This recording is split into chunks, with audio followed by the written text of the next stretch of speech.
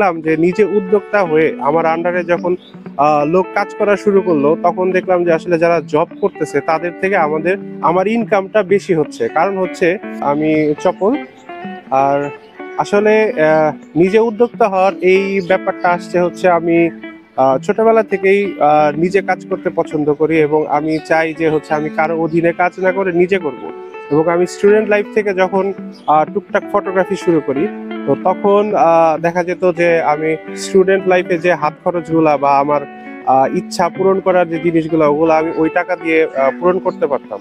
তখন থেকে আস্তে আস্তে যখন শুরু করি, তো দেখলাম যে নিজে উদ্যোক্তা হয়ে আমার আন্ডারে যখন লোক কাজ করা শুরু করলো, তখন দেখলাম যে আসলে যারা জব করতেছে তাদের থেকে আমার ইনকামটা বেশি হচ্ছে। কারণ হচ্ছে জব করলে একা কাজ করতে হয়, কিন্তু আমার আন্ডারে দেখা গেছে 10 জন 20 জন করে কাজ করানো যায়।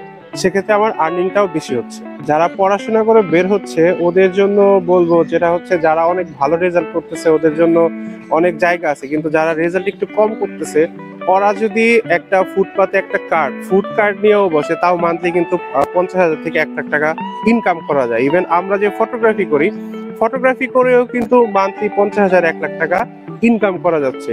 তো যারা হচ্ছে চাকরি পাচ্ছে না এরকম চিন্তা ভাবনা করতেছে, তাদের জন্য বলবো যে ভাই, আপনি আপনার শরীরটা আছে, আপনি গায়ে খাটেন, দেখবেন হচ্ছে টাকা পকেট ভরে যাবে টাকা। তো এই সরকারের কাছে না, আমি আসলে সব সরকারের কাছে চাবো যে নতুন উদ্যোক্তা যারা, তাদের হচ্ছে লোনের ব্যবস্থাটা যাতে খুব ইজিলি হয় এবং ইন্টারেস্টের পরিমাণ যাতে খুবই নগণ্য হয়, এবং তারা যাতে ব্যবসায় ইনভেস্ট করতে পারে, এবং তাদের হচ্ছে লোনের যে হচ্ছে সময়সীমা সেটা যাতে একটু বাড়িয়ে দেয়। আমি হচ্ছে আমার অধীনে এখন মোটামুটি 18 থেকে 20 জন কাজ করে। আর বাইরে থেকে টুকটাক আমরা ফ্রিল্যান্সার দিয়েও কাজ করাই। আর আমি যখন হচ্ছে 2013 সালে আমার ইউনিভার্সিটিতে আমি যখন ফটোগ্রাফির একটা কোর্স শুরু করি, তখন হচ্ছে ওইটা ফ্রি কোর্স ছিল আমাদের মডিউলে।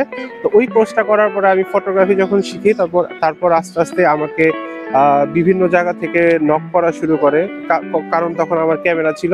তো আস্তে আস্তে ঢাকায় বিভিন্ন বিয়ের প্রোগ্রামে আমি ফটোগ্রাফি করতে যেতাম।